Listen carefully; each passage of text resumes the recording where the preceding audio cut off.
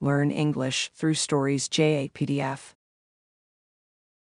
Adapted and modified by Kulwant Singh Sandhu. Contents: Keepers of the Kalachakra. Part 8, 31-35. Keepers of the Kalachakra by Ashwin Sanghai. Part 8, 31. Around 25 people were inside the darkened room. Its walls were cushioned in purple velvet.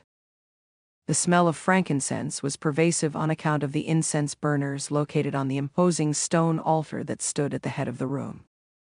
Above the altar stood a massive statue fashioned in solid gold. It was that of an owl. Other than those who were present, no one else even knew of the existence of this place. It was accessed via a nondescript entrance located in Alstadt. Each of the members had their own keys that enabled them to access the long, dimly lit passage that led to the meeting chamber. The worshipful master, dressed in a dark brown robe along with a monk's hood that covered his face, spoke. "Brothers and sisters of Minerva, heed my words." "O Minerva, make us heed," chanted the others. Each of them was dressed in a robe and hood identical to the one worn by the worshipful master. The only difference was that the worshipful master also wore a heavy golden chain around his neck, from which was suspended a large ruby. "We are descended from the oldest order of Europe, an order that came into being in 1776. An order that has defiantly stood for truth and reason. May Minerva always stay true," intoned the others. The order of the perfectibilists paved the way for so many of us. Brothers and sisters, this order was our progenitor. And it was from the perfectibilists that we received our symbol, the sacred owl of Minerva. "May Minerva's owl grant us wisdom," droned the group. "It was our parents, the perfectibilists, who spawned us siblings, the Illuminati and Minerva," said the worshipful master. "The fundamental duty of the Illuminati was to fight against the religious dogma of the Catholic Church." "May Minerva banish dogma," chanted the others. "But we are neither perfectibilists nor Illuminati. We are Minerva, the children of the perfectibilists and the brothers of the Illuminati. Our duties and responsibilities should never be forgotten." "May Minerva keep us dutiful," said the group. "The threat in today's world is no longer the dogma of the Catholic Church. That threat was neutralized by our Illuminati brethren many years ago. No, the greatest threat is from the radicalized followers of Muhammad. It is the threat of Islamist terror that must concern us. May Minerva extinguish the threat," recited the group.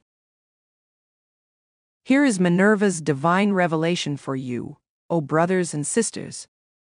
Jerusalem and Constantinople will crumble. Rome will die. Mecca will decay. Only the truth will survive. This is your sole responsibility: to rid the world of the havoc wreaked by Islamism and its terror factories." "May Minerva make it so," chanted the group. "Elevate and proclaim the light, brothers and sisters. Nations, laws, monarchs, and governors are mere dust before Minerva. Rise and fight." "O Minerva, make it so," half sang the assembly obediently. 32. The film was a typical Bollywood love triangle. And it was precisely the reason why Vijay avoided going to the movies. Neither he nor Sujatha had the patience for endless schmaltz and predictable outcomes, and they left the cinema hall halfway through the film. They walked over to a coffee place nearby and sat down. After they had placed their orders, Sugatha reached out to grasp his hand and looked into his eyes. "What's troubling you, V?" she asked, using a nickname that no one else did. "You've been lost this entire evening." Nothing escapes her, thought Vijay. Vijay never really had time for friends or romance, given the demands of his research. Sujatha was his only friend, someone who had grown up along with him and 100 other kids at the orphanage. Vijay and Sujatha had been the brightest among their peers, the ones who had successfully navigated the choppy waters of life without parents. Sujatha's job at the BSI meant that she was always traveling. And that suited Vijay perfectly. He was quite happy in his solitude. But that seemed to be drawing to a close. How do I tell her that the job offer and the possibility of marriage are spooking the hell out of me? He wondered. I'm not sure that I want to take the offer made by Malaysian Labs, he said, adding several cubes of sugar to his coffee. He needed extra energy for this conversation. Why not? Asked Sujatha. Isn't it a proposal beyond your wildest dreams? Vijay hung on to the word proposal. Why is everything about proposals? Something just doesn't feel right, said Vijay. The chap who interviewed me, Schmidt, is bordering on the psychotic. Sujatha smiled at that, her cheeks dimpling as she did so. Vijay sometimes thought he was absolutely crazy not to immediately marry her. Sujatha was no classical beauty, but she was undeniably pretty in her own way. She was petite and kept her wavy hair at shoulder length. She was usually attired in subdued and neatly tailored clothes that never detracted from her innate femininity. Like Vijay, Sujatha was devoted to her work, but she seemed to manage her work-life balance far better than he did. Most bosses are psychotic, said Sujatha, as if that was a comfort. I remember my last boss. She wanted me to swim along the perimeter of a lake to collect specimens of algae.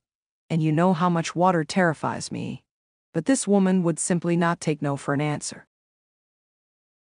What happened? Asked Vijay. Eventually she got one of the others to go in, but she never stopped giving me grief about it, replied Sujatha. She made my life hell, but I stuck on. She paused. Think about it, V. This could be your ticket to financial freedom, she said gently. And marriage. 33. Overall, you are trailing your competition by almost 8 points, said his campaign manager. If the elections were sooner, I would be very worried. Luckily, we have a few months. Hopefully, you'll peak at just the right time. They were in a hotel suite, and the candidate was in a bad mood after seeing the poll results. The upcoming debates are all important, said his manager reassuringly. If you handle those well, it should be fairly easy to narrow the gap.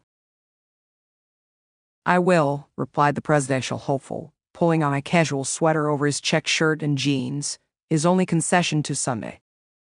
The hard truth is that there isn't one America. There are many. And some of them are Americas that the press never speaks about. Unemployed America, disillusioned America, and xenophobic America.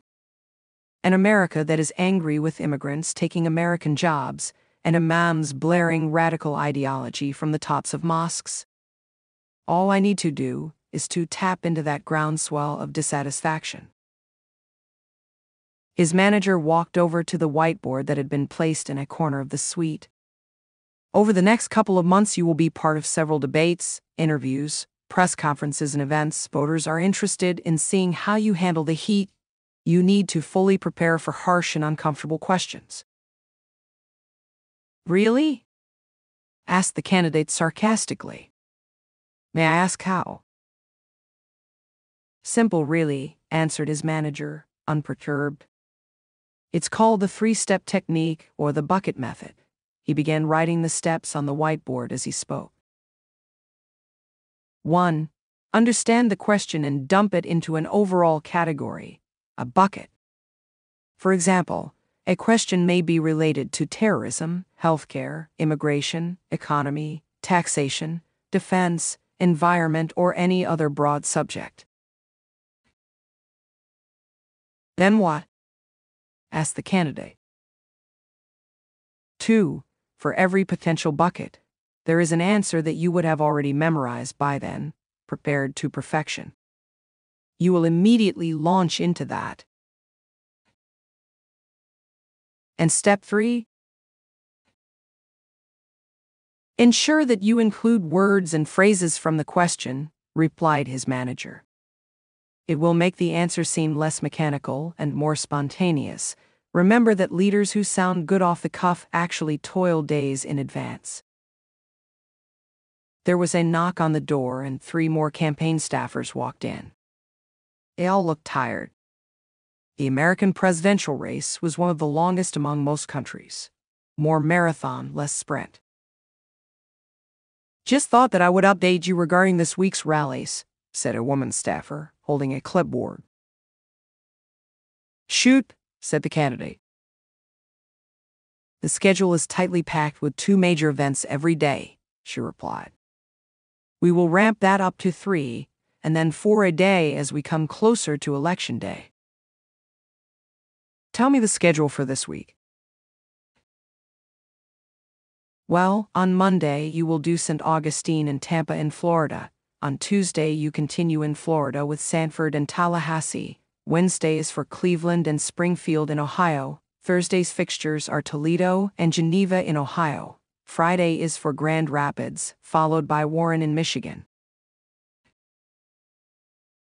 What about the weekend? He asked.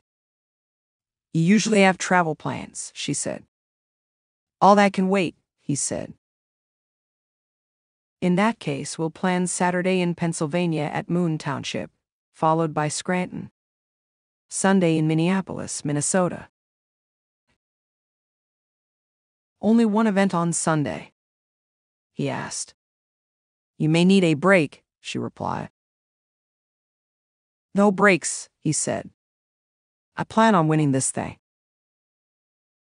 34. Siohotny was the loudest and grittiest rave circuit in Eastern Europe and was known for its stark locations and underground spirit. Siohotny was the go-to place if you were a youngster in Kiev.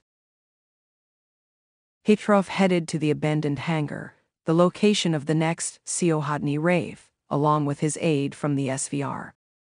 The hangar had been part of an airfield built by the Soviets, while Ukraine had still been part of the Union. What's the idea of getting there at 3 a.m, asked Petrov, as he took another drag from his umpteenth cigarette.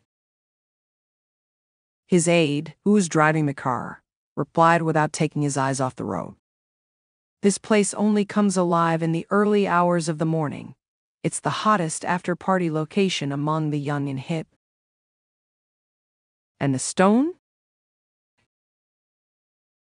Yes, replied the aide. Ecstasy, speed, Special K, Ice and Lucy, all available for the right price. The owner looks the other way. Petrov did a quick translation in his head. It was easy. Currency for information in his line of work was often drugs. Ecstasy meant MDMA, or methylenedioxymethamphetamine, but nobody knew or cared to know the mouthful. Speed was the cool way of saying amphetamines. Special K stood for ketamine. Ice meant methamphetamine. And Lucy was even shorter for LSD, or lysergic acid diethylamide to the seriously uncool. How do people get to know where a rave is being hosted? Asked Petrov. They use Facebook and WhatsApp to circulate the invitations. Locations vary.